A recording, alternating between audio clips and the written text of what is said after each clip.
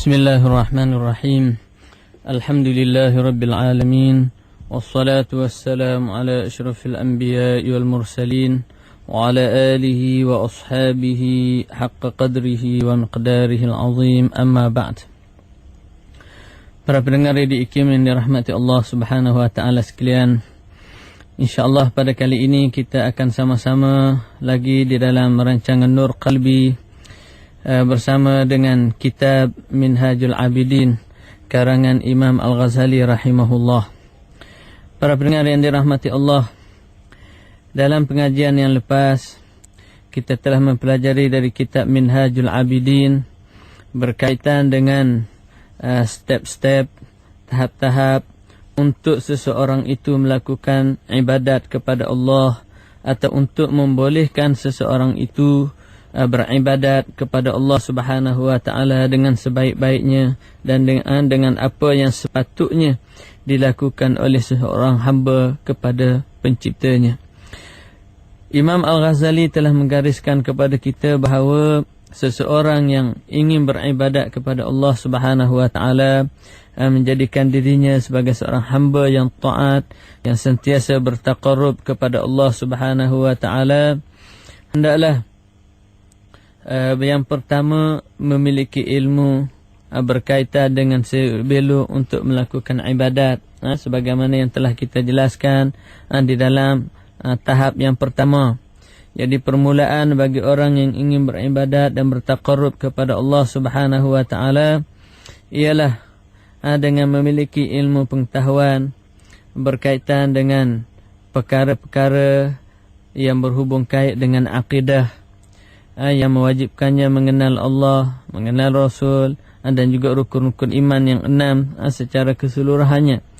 Kemudian memahami perkara-perkara yang berkaitan dengan hukum hakam yang mengesahkannya melakukan ibadat kepada Allah Subhanahu wa taala.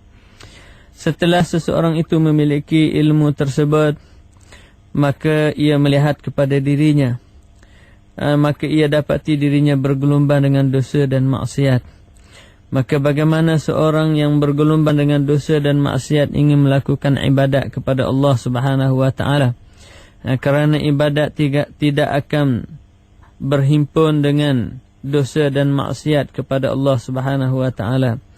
Oleh itu menjadi kewajipan kepada seseorang hamba sebelum memulakan dirinya untuk beribadat kepada Allah Subhanahu wa taala.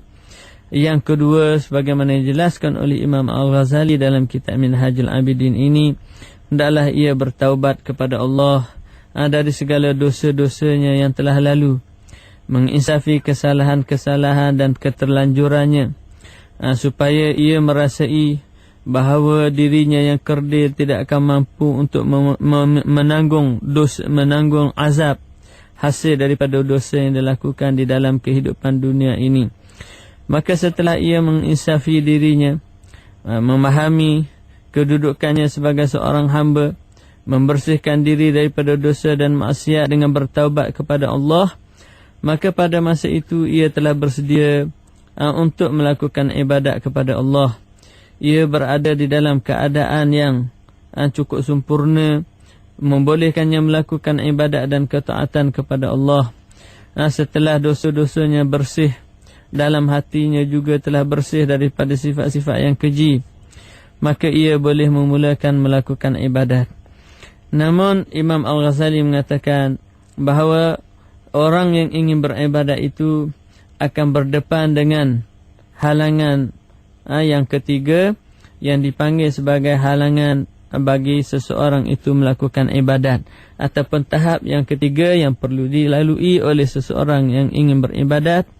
Ia akan berdepan dengan halangan-halangan yang akan menjadikannya itu terjejas di dalam melakukan ibadat.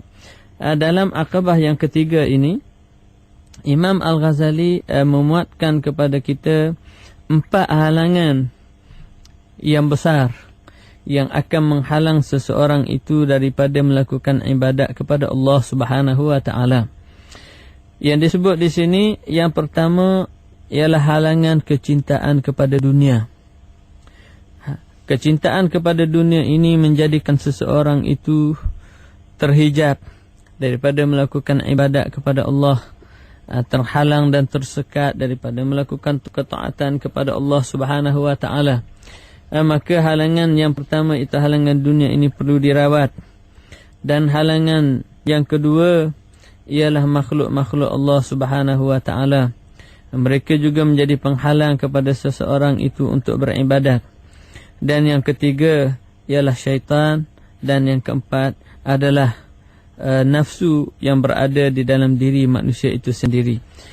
Para pendengar yang dirahmati Allah Subhanahu wa taala sekalian, insya-Allah di dalam rancangan kita pada kali ini, marilah kita sama-sama melihat huraian dan kupasan Imam Al-Ghazali berkaitan dengan penghalang kepada seseorang itu untuk melakukan ibadat, dan bagaimanakah cara untuk kita mengatasi dan merawatinya. Di dalam halangan yang ketiga, Imam Al-Ghazali menyebut bahawa antara penghalang seseorang itu dari melakukan ibadat kepada Allah Subhanahu wa taala ialah kecintaan kepada dunia, kagum dengan apa yang terdapat di dalamnya, seronok dengan segala kemewahannya. Maka kata Imam Al-Ghazali, fitnah dunia ini perlu dirawat, kecintaan kepada dunia ini perlu ditolak, dan cara yang perlu untuk kita menolak kecintaan kepada dunia ini ialah dengan kita meninggalkannya dan menjadikan sifat zuhud yang memalingkan kita daripada dunia itu sebagai sifat yang ditanam dan dimuatkan ke dalam diri kita. Imam Al-Ghazali menyatakan bahawa kita perlu memiliki sifat zuhud di dalam diri kita bagi menangani kecintaan kita kepada dunia, bagi mengatasi keinginan kita yang mendalam tentang keseronokan dunia dan juga terpedaya dengan kelazatan dan kemewahannya ini. Kata Imam Al-Ghazali, menjadi kewajipan kepada kita untuk berpaling daripada dunia dan berzuhud kerana dua perkara.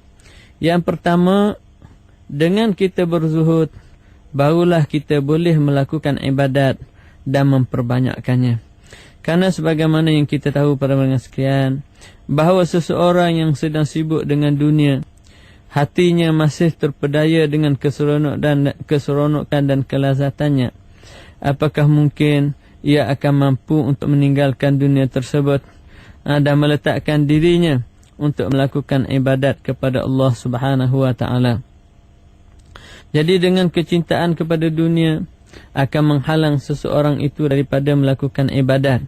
Kerana sebagaimana yang kita tahu bahawa nafsu manusia itu hanya satu, hati mereka juga hanya satu. Bila mana hati itu sudah disibukkan dengan dunia, maka sudah pasti akhirat akan ditinggalkan, akhirat akan dilupakan. Maka dengan itu ibadat akan semakin berkurangan dan kita akan melupai tuntutan persediaan akhirat.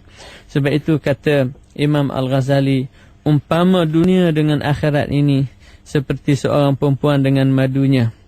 Bila seseorang itu melihat kepada yang satu, maka sudah tentu ia akan memurkai yang satu lagi.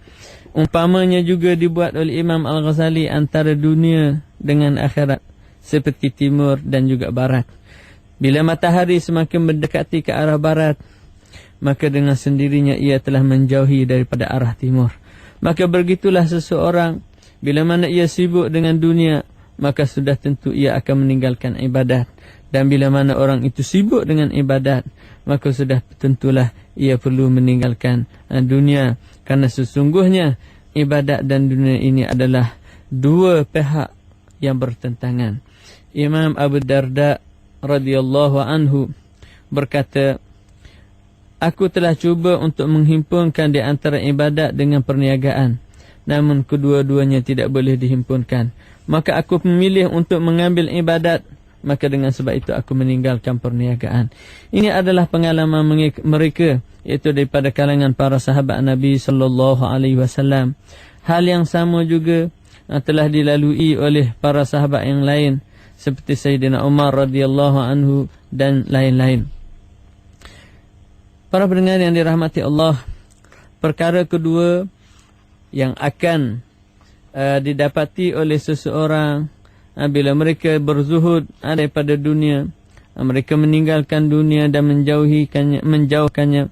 Kata Imam Al-Ghazali, perlu kita meninggalkan dunia itu kerana dua perkara, dan perkara yang keduanya, dengan kita meninggalkan dunia itu, maka nilai amalan akan menjadi mulia dan besar kedudukannya di sisi kita yang melakukan amalan dan ibadat kepada Allah Subhanahu wa taala. Hujahan ini telah dikemukakan oleh Imam Al-Ghazali berdasarkan kepada hadis Nabi sallallahu alaihi wasallam. Kata dia, rak'atan min rajulin alimin zahidin qalbuhu khairun wa ahabbu ila Allah jalla jalaluhu min ibadatil muta'abbidina ila akhir ad-dahri, yakni abadan sarmada. Kata dia, 2 rakaat daripada seorang yang alim, yang zahid hatinya, iaitu yang meninggalkan dunia dan berpaling daripada dunia, adalah lebih baik dan lebih disukai oleh Allah Subhanahu wa taala daripada ibadat. Orang yang melakukan ibadat dan ketaatan kepada Allah dalam masa yang panjang.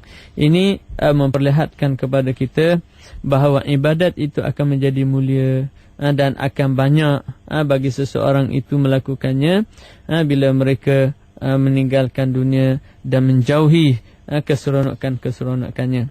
Para pendengar yang dirahmati Allah Subhanahu wa taala, mungkin kita akan bertanya, apakah zuhud yang dikehendaki di dalam agama kita ini, iaitu zuhud daripada dunia, meninggalkan dunia, dan apakah hakikatnya? Imam Al-Ghazali menjelaskan dalam kitab beliau Minhajul Abidin, kata dia bahawa zuhud yang dikehendaki oleh para ulama sufi secara khususnya terdapat 2. Yang pertama, zuhud yang di dalam keupayaan manusia, dan satu lagi zuhud yang memang di luar daripada keupayaan dan kemampuan manusia. Zuhud yang dimiliki oleh manusia, iaitu yang boleh dilakukan, yang boleh dimiliki oleh seseorang. Kata Imam Al-Ghazali, yang pertama ialah meninggalkan untuk menuntut dan merebut keseronokan dunia ini. Itu dia berusaha untuk meninggalkan dunia ini, keinginan dan keseronokan dunia ini. Yang kedua, dia mengagihkan harta yang telah dimiliki, disedekahkan ke jalan Allah Subhanahu wa taala. Dan yang ketiga, zuhud yang boleh dimiliki oleh manusia, iaitu dengan mengeluarkan daripada hatinya keinginan dan usaha untuk memilih dunia tersebut. Ini juga hampir dengan apa yang disebut oleh Imam Al-Junaid rahimahullah, bahawa zuhud itu ada 2, iaitu yang pertama zuhud secara zahir, dan yang kedua zuhud secara batin. Zuhud yang dikehendaki oleh Imam Al-Ghazali yang mampu dilakukan oleh kita sebagai manusia, iaitu zuhud dengan meninggalkan apa yang kita belum miliki daripada dunia ini, dan kita membahagi dan menghadiahkan, mensedekahkan apa yang telah kita kumpul daripada dunia. Dan yang ketiga, kita meninggalkan keinginan yang ada di dalam hati kita untuk memiliki dan mendapatkan keseronokan dunia. Sebab itu kata Ibnul Jala, kata dia, zuhud ialah melihat kepada dunia dengan pandangan yang kecil di dalam pandangan mata kita. Maka dengan itu mudahlah untuk kita berpaling dan meninggalkannya. Begitu juga Al-Imam Al-Junaid menyebut bahawa zuhud ini ialah mengosongkan hati daripada apa yang tidak dimiliki oleh tangan. Kata dia, zuhud adalah khuluwul qalb mimma khalat minhul yad, iaitu meninggalkan ataupun membersihkan hati kita daripada apa yang tidak dimiliki oleh tangan. Kerana pernah disebut oleh seorang salihin, sebagaimana yang pernah kita nyatakan di dalam halaqah yang sebelum ini, seorang yang salih yang menghantar muridnya dari Khurasan untuk pergi bertemu dengan seorang gurunya di Baghdad. Bila tiba di sana, muridnya melihat gurunya memiliki segala kekayaan dan memiliki keperluan-keperluan dunia dan kelihatan mewah. Dan beliau telah dipesan oleh gurunya bila berjumpa dengan orang tersebut supaya memohon diberikan kepada dia nasihat sebelum ia pulang ke kampung halamannya. Lalu di antara nasihat yang diberikan oleh gurunya tersebut, kata dia, keluarkanlah dunia daripada hatimu. Jadi apabila murid ini balik dan bertemu dengan gurunya di kampung, lalu ditanya kepada murid ini, apa yang diberitahu oleh guru tersebut kepada kamu pada wasiatnya sebelum kamu pulang? Kata murid tersebut, tak apa-apa. Namun kata dia, apa yang disebut itu tidak boleh dipegang, kerana yang dia miliki berlain daripada apa yang ia nyatakan. Lalu kata gurunya kepada murid tersebut, apa yang dinyatakan oleh beliau? Lantas diberitahu kepada gurunya, beliau mengatakan, keluarkan dunia dari hati kamu. Lalu apabila gurunya mendengar kata-kata tersebut, ia terus menangis. Kerana katanya bahawa kita sebenarnya miskin, tidak memiliki harta, namun hati kita begitu rakus ingin memiliki dunia. Sementara guru yang kamu lihat itu, mereka ini memiliki dunia, tetapi dunia hanya berada di tangan mereka, dan hati mereka zuhud kepada Allah Subhanahu wa taala. Para pendengar yang dirahmati Allah Subhanahu wa taala, demikianlah penjelasan Imam Al-Ghazali mengenai 3 jenis zuhud yang boleh dimiliki oleh seseorang hamba, iaitu dengan meninggalkan apa yang tidak dimiliki, membahagi apa yang telah dimiliki, dan cuba dan berusaha dengan sudaya upaya untuk meninggalkan keinginan yang akan terlintas di dalam hati kita untuk memiliki dunia. Sementara zuhud yang di luar daripada keupayaan hamba, iaitu hatinya menjadi hilang keinginan untuk memiliki dunia tersebut, dan ini adalah merupakan sesuatu yang sangat sukar.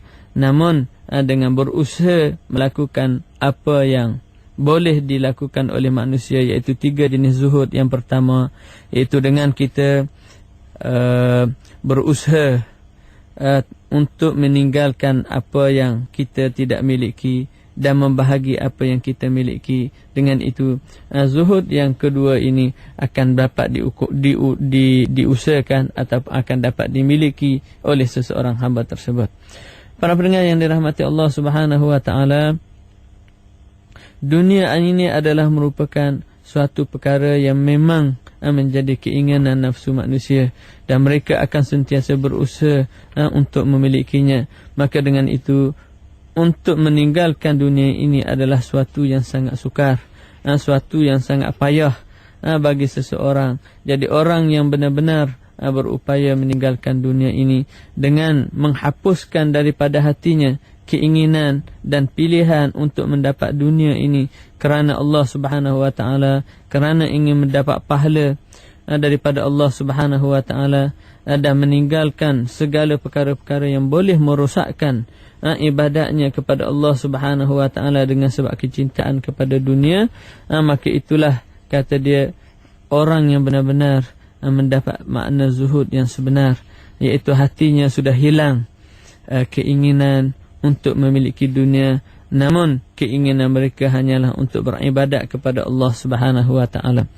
Jadi di antara 3 perkara itu, perkara zuhud yang boleh dilakukan oleh manusia itu, hak yang ketiga itu adalah merupakan satu yang sangat sukar untuk dilakukan oleh seseorang, iaitu menghapuskan keinginan kepada dunia di dalam hatinya sendiri. Namun dengan usaha dan kegigihan, maka ia pasti akan dapat dilakukan sebagaimana yang dinyatakan oleh Allah Subhanahu wa taala di dalam Al-Quranul Karim, man kana yuridu harsad dunya nu'tihi minha wa ma lahu fil akhirati min nasib. Orang yang inginkan keinginan dan kemewahan dunia, maka akan diberikan oleh Allah, tapi di akhirat mereka tidak dapat. Sebaliknya, orang yang inginkan keinginan habuan-habuan akhirat, maka Allah Subhanahu wa taala akan mengurniakannya dengan sesuatu yang lebih baik, sesuatu yang lebih bermakna. Begitu juga Allah menyebut dalam Al-Quran, man aradal akhirata wa sa'alaha sa'yaha. Sesiapa yang inginkan akhirat dan dia berusaha sungguh-sungguh untuk mendapat habuan-habuan akhirat, maka ia akan diberi pertolongan oleh Allah Subhanahu wa taala untuk mencapai darjat dan juga kedudukan yang tinggi tersebut dengan limpah kurniaan dan taufik daripada Allah Subhanahu wa taala. Para pendengar yang dirahmati Allah Subhanahu wa taala, di antara perkara yang perlu kita ambil perhatian berkaitan dengan zuhud ini ialah persoalan yang kadang-kadang ditimbulkan oleh sebilangan orang. Apa hukum kita berzuhud dalam perkara-perkara dunia ini? Apakah ia fardu yang wajib ataupun ia merupakan suatu yang sunat? Imam Al-Ghazali menjelaskan di dalam kitab ini secara jelas, menyatakan bahawa perkara-perkara yang berkaitan dengan halal dan juga haram, perkara haram adalah menjadi kewajipan dan kefarduan kepada kita meninggalkannya. Sementara perkara yang halal, maka ia adalah merupakan suatu yang sunat, sesuatu yang boleh kita lakukan, yang kita boleh miliki. Kata dia, perkara-perkara yang halal ini adalah sunat untuk kita meninggalkan perkara tersebut. Kerana dengan kita meninggalkan perkara-perkara tersebut, maka kita akan berupaya untuk mendapat tahap zuhud dan beribadat kepada Allah. Pernah ditanya kepada Malik bin Anas, apakah dia zuhud? Maka dia jawab oleh beliau, zuhud adalah ketakwaan. Dan ditanya kepada Al-Allamah Al-Zabidi tentang asal taqwa, kata dia asal taqwa adalah menjauhi syirik.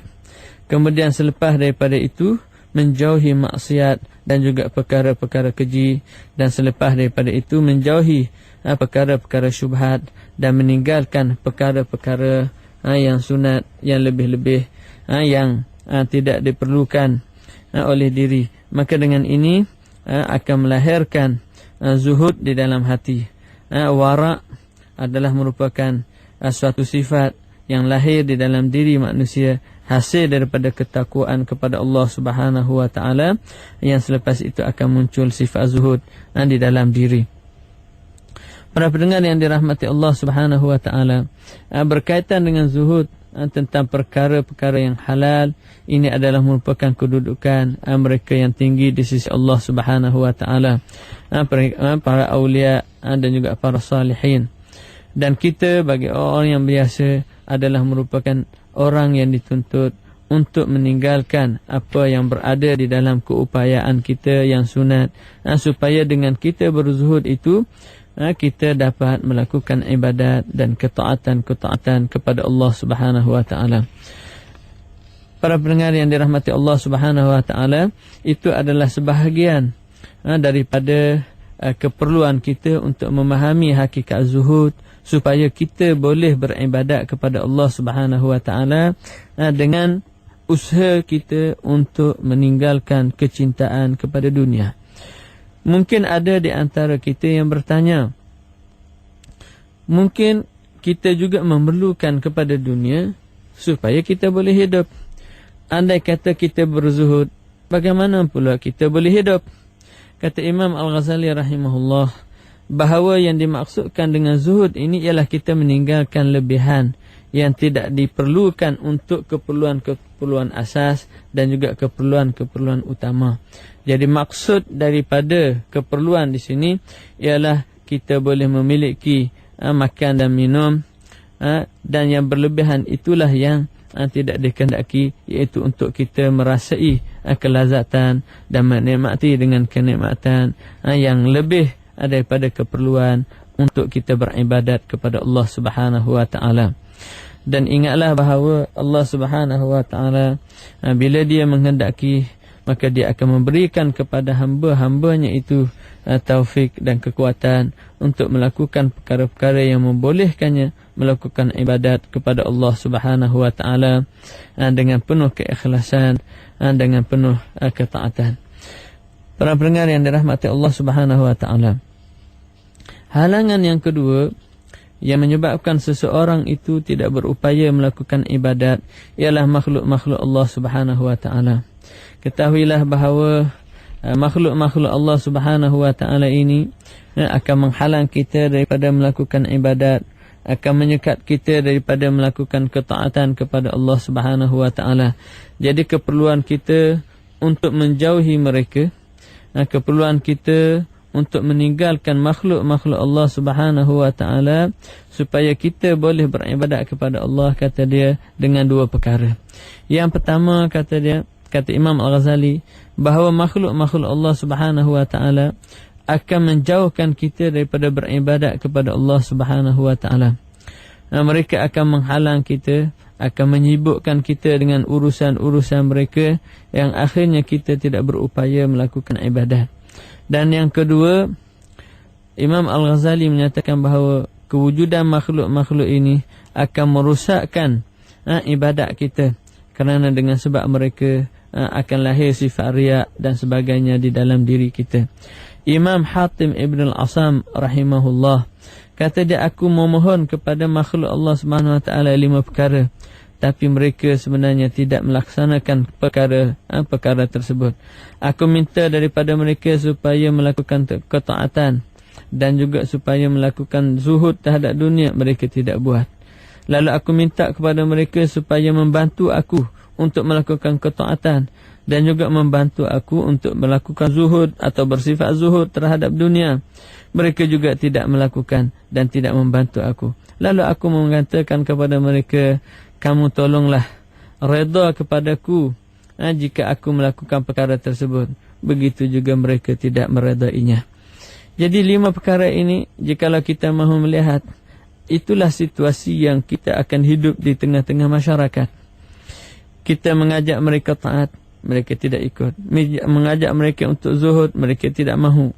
Dan kita minta supaya dibantu kita, mereka juga tidak ingin. Kita minta supaya setuju dengan kita, juga mereka tidak akan setuju.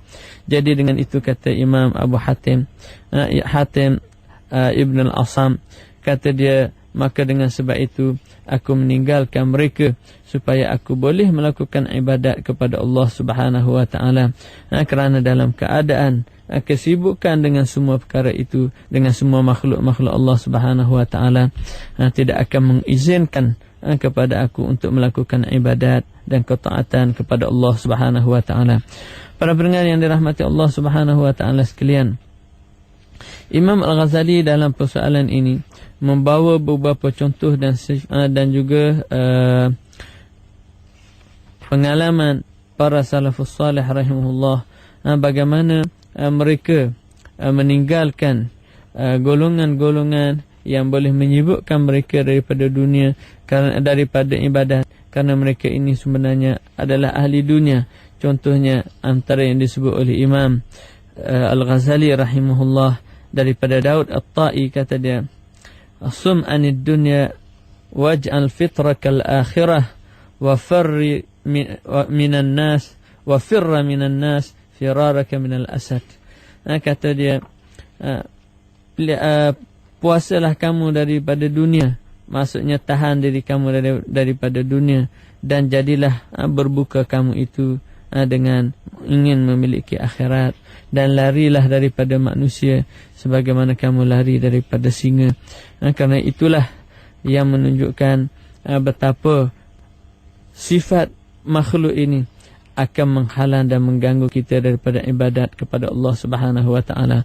Kalau kita lihat di dalam hadis-hadis Nabi SAW yang bercerita mengenai fitnah-fitnah yang akan menimpa umat manusia di akhir zaman ini, semuanya menunjukkan bahawa manusia ini akan terhalang dan akan terganggu daripada dosa dan maksiat yang dilakukan oleh manusia yang lain, yang menyekat kita daripada melakukan ibadat. Sebab itu pun disebut bahawa perubahan masa dan perubahan zaman yang semakin hari semakin rusak, yang manusia ini semakin jauh daripada Allah Subhanahu wa taala, kewujudan mereka ini akan merosakkan seseorang yang ingin melakukan ibadat kepada Allah, akan menyibukkan mereka daripada melakukan ketaatan kepada Allah Subhanahu wa taala. Jadi dengan sebab itu, banyak di antara hadis-hadis Nabi SAW yang memperingatkan kepada kita tentang kedudukan di akhir zaman, yang mana manusia akan meninggalkan ilmu, manusia akan meninggalkan ibadat, manusia akan sibuk dan terpedaya dengan dunia, yang akhirnya menyebabkan kita semakin jauh daripada Allah Subhanahu wa taala, yang menyebabkan kita akan meninggalkan ibadat dan tidak bertaqarrub kepada Allah Subhanahu wa taala. Oleh itu Imam Al-Ghazali di sini membawa kepada kita dua perkara yang perlu kita ambil pengajaran di dalam pengajian kita untuk malam ini, ialah supaya kita meninggalkan dunia dengan berzuhud, iaitu dengan mengelakkan hati kita daripada mencintai dunia yang tidak ada di tangan kita dan membahagikan dunia yang dimiliki oleh kita. Kemudian menghapuskan keinginan dan kecintaan di dalam hati kita untuk memiliki dunia yang fana, yang sementara ini. Para pendengar yang dirahmati Allah Subhanahu wa taala, insya-Allah kita akan sambung pertemuan kita di dalam rancangan yang akan datang. Sehingga bertemu lagi, aqulu qawli hadza wa astaghfirullahal azim li wa lakum. Wassalamualaikum warahmatullahi wabarakatuh.